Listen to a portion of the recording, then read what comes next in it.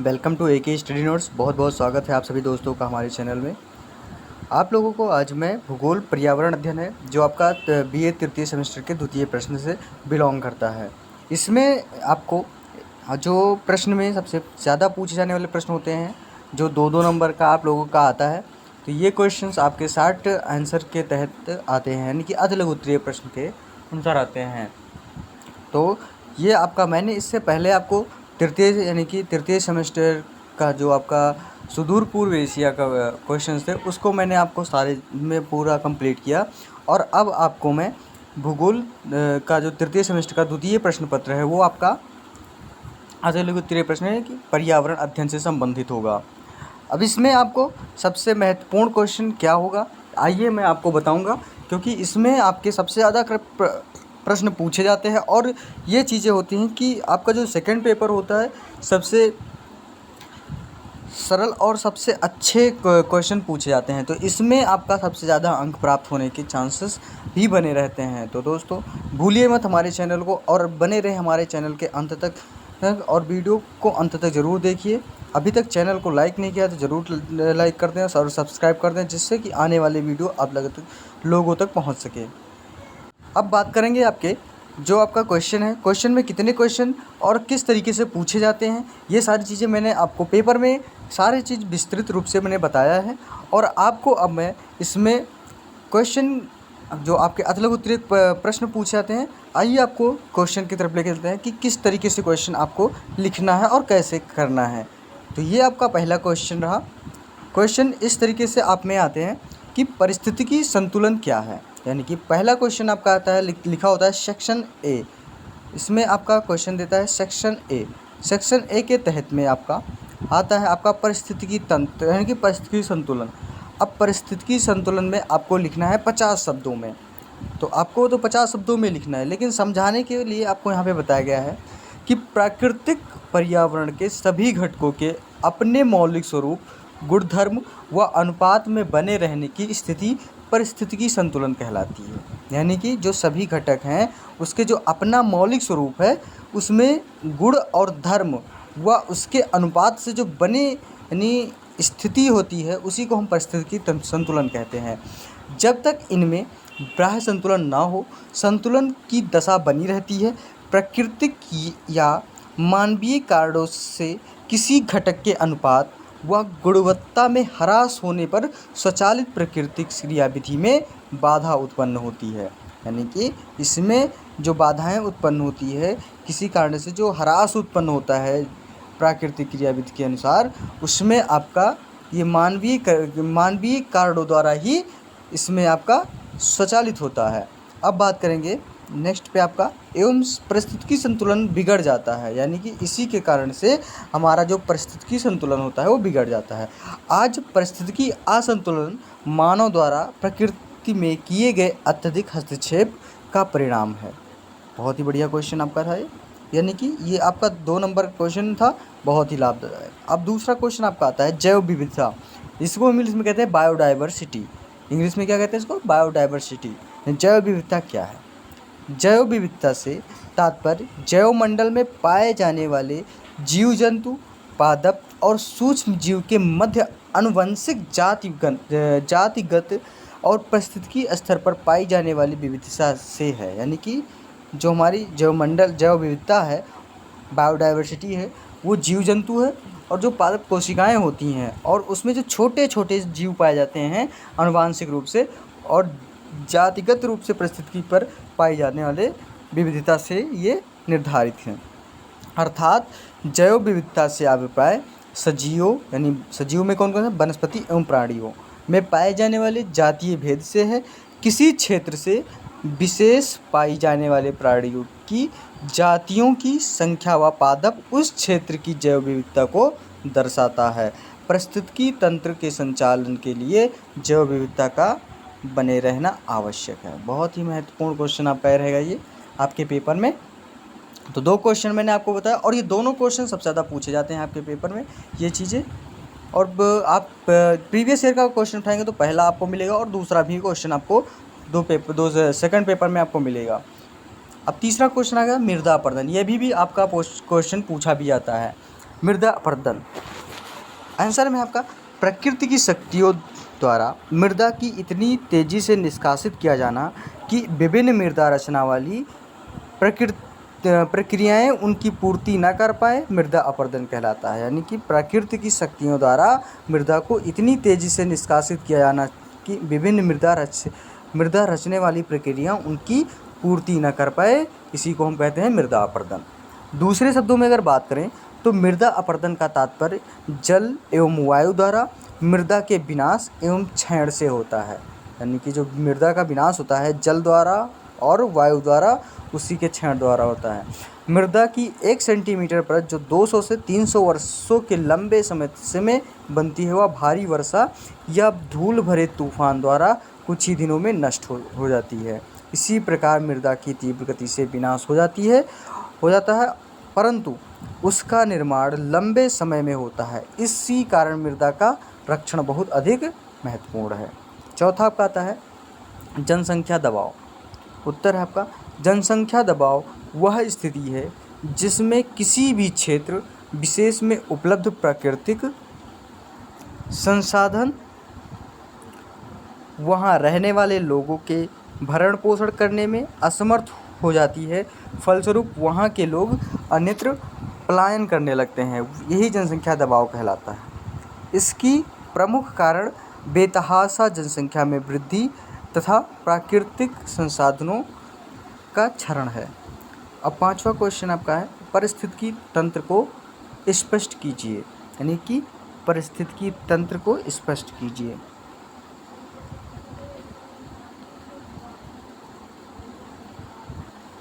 अब आपका आता है आंसर में जीवों यानी वनस्पति तथा प्राणियों तथा उनके पर्यावरण के पारस्परिक संबंधों के अध्ययन को हम पारिस्थितिकी तंत्र कहते हैं। बहुत ही महत्वपूर्ण क्वेश्चन था ये आपका पारिस्थितिकी तंत्र। इसमें आपका है किसी भी क्षेत्र में पाए जाने वाले समुदाय और पर्यावरण के कारक संरचना एवं कार्य की दृष्टि से एक तंत्र के रूप में कार्य करते हैं, जिसे हम पारिस्थितिकी तंत्र कहते हैं। यानी कि अब एजी टांसले के शब्दों में, नहीं कि महाशय एजी टांसले के शब्दों में उन्होंने कहा है कि पर्यावरण के समस्त जैविक एवं अजैविक कारकों की एकीकरण के फलस्वरूप निर्मित तंत्र जो होती है वो पारिस्थितिकी तंत्र कहलाती है। अब महाशय पी हैगेट के अनुसार कहा गया है कि पारिस्थितिकी तंत्र एक पारिस्थितिकी व्यवस्था है जिसमें पादप एवं प्राणी अपने पर्यावरण में पोषक श्रृंखला द्वारा जुड़े होते हैं। संक्षेप में किसी क्षेत्र विशेष में विकसित वह व्यवस्था जिसमें विभिन्न प्रकार के जीव अजैविक तत्वों के अन्योन्य क्रिया करके विकसित करते हैं, पारिस्थितिकी तंत्र कहलाता है। तो ये आपका पारिस्थितिकी तंत्र हो गया। नेक्स्ट है आपका छठवां क्वेश्चन। छठा क्वेश्चन आपका भूमंडलीय तापन यानी ऊष्मन। उत्तर आपका आता है भूमंडलीय तापन में अभिप्राय भूमंडल पर बढ़ते तापक्रम से है। भूमंडलीय उष्णता आज विश्व की महत्वपूर्ण समस्या बन गई है। भूमंडलीय उष्णता के कारण संपूर्ण पृथ्वी की जलवायु में परिवर्तन हो रहे हैं। क्योटो संधि के अंतर्गत 6 हरित गैसें जैसे GS-G3 ऐसी पहचानी गई है जो मुख्यतः भूमंडलीय उष्णता के उत्तरदायी हैं। ये गैसें निम्नलिखित हैं। कौन कौन सी गैसें हैं आइए बताते हैं। आपका पहला कार्बन डाइऑक्साइड जिसे हम कहते हैं CO2। दूसरा हो गया मीथेन। मीथेन आप लोग सब जानते हैं CH4 होता है। उसके बाद में आपका नाइट्रस ऑक्साइड NO2CO3 हो गया आपका। फिर आपका चौथा हो गया हाइड्रोक्लोरोकार्बन HCl आपका हाइड्रोक्लोरोकार्बन। पाँचवा आपका आता है परफ्लोरोकार्बन, बहुत ही बढ़िया। और सल्फर हेक्साफ्लोराइड जिसे हम कहते हैं GS-G3 के अंतर्गत आते हैं। इसके अलावा 25 अन्य गैसें भी पाई जाने वाली जो GH-G3 है तथा भूमंडलीय उष्णता में सहायक है। तो ये भूमंडलीय तापमान के कारण जो GH-G3 होती है इसी के अंतर्गत जो 6 आपके गैसें पाई जाती हैं वो इसी प्रकार आपको याद करना है कि carbon dioxide, methane, nitrous oxide और हाइड्रोक्लोरोकार्बन, परफ्लोरोकार्बन और सल्फर हेक्साफ्लोराइड। तो इस तरीके से आपको यहाँ पे लिखना था। नेक्स्ट है आपका 7वां क्वेश्चन। 7वें क्वेश्चन में आपका आता है मरुस्थलीकरण। उत्तर है आपका मरुस्थलीकरण का अर्थ है उपजाऊ भूमि की मरुस्थली भूमि में परिवर्तित हो जाना। परिस्थितिविद एवं पर्यावरणवेत्ता इसे एक क्रमिक प्रक्रिया मानते हैं जो जलवायु, प्राकृतिक वनस्पति, मृदा, जीव जंतु एवं मानवीय क्रियाओं का परिणाम है तथा इसे मानव द्वारा पारिस्थितिकी क्रम में अवरोध माना जाता है, यानी कि इसमें आपको रोकने के लिए एकदम से पूर्ण सहयोग मिलता है। केंद्रीय शुष्क क्षेत्र शोध संस्थान के पूर्व निर्देशक मान के अनुसार मरुस्थलीकरण से तात्पर्य उन सभी प्रक्रमों के सामूहिक प्रभाव से है जिसके अंतर्गत एक पारिस्थितिकी तंत्र में मूलभूत परिवर्तन आ जाता है। कौन सा परिवर्तन आता है? जिसमें अमरुस्थलीय क्षेत्र मरुस्थल में परिवर्तित होने लगता है। यह जलवायु एवं जैविक तत्वों की क्रिया प्रतिक्रिया का परिणाम होता है। जैसे जो मरुस्थल होता है उसमें जो जैविक तत्व होते हैं और अजैविक तत्व होते हैं, वो जो आपको जलवायु की जो क्रिया प्रतिक्रिया होती है, यानी कि जो क्रिया करती है और प्रतिक्रिया करके होती है, उसी के कारण ये परिणाम होता है। यह प्रक्रिया मरुस्थलीय दशाओं को सघन एवं जटिल बनाती है। फलस्वरूप सीमावर्ती क्षेत्रों में मरुस्थल विस्तार होता जाता है। इस तरीके से आपका मरुस्थलीकरण हो गया। नेक्स्ट क्वेश्चन है आपका 7वां। अब 8वां क्वेश्चन आपका हो गया कार्बन चक्र। बहुत बढ़िया है। कार्बन चक्र कैसे होता है आइए आपको बताते हैं। कार्बन चक्र जैव भू रासायनिक चक्र है जिसके द्वारा कार्बन का जीवमंडल, स्थलमंडल, मृदामंडल, जलमंडल और पृथ्वी की वायुमंडल के साथ विनिमय होता है। यह पृथ्वी के सबसे महत्वपूर्ण चक्रों में एक है और जीवमंडल और उसके समस्त जीवों के साथ कार्बन के पुनर्नवीनीकरण का पुनर्योग को अनुमत करता है। अब आपका प्रश्न नंबर 9 हो गया भूमि अवनयन। आंसर आपका आता है भूमि अवनयन वह प्रक्रिया है जिसमें भूमि खेत के अयोग्य बनाती है। भूमि निम्नीकरण में जिम्मेदार तत्व। नंबर 1 आपका आता है खनन। अब खनन में क्या आता है आइए आपको बताते हैं। यह भूमि निम्नीकरण का सबसे महत्वपूर्ण कारक है। नंबर 1 खनन। खनन के उपरांत खदानों वाले स्थानों को गहरी खाइयों और मलबे के साथ खुला छोड़ दिया जाता है। खनन के कारण झारखंड, छत्तीसगढ़, मध्य प्रदेश और उड़ीसा जैसे राज्यों में वनोन्मूलन से भूमि निम्नीकरण हुआ है। नंबर 2 आपका आता है खनिज प्रक्रियाएं जैसे सीमेंट उद्योग, चूना पत्थर को पीसना और मृदा बर्तन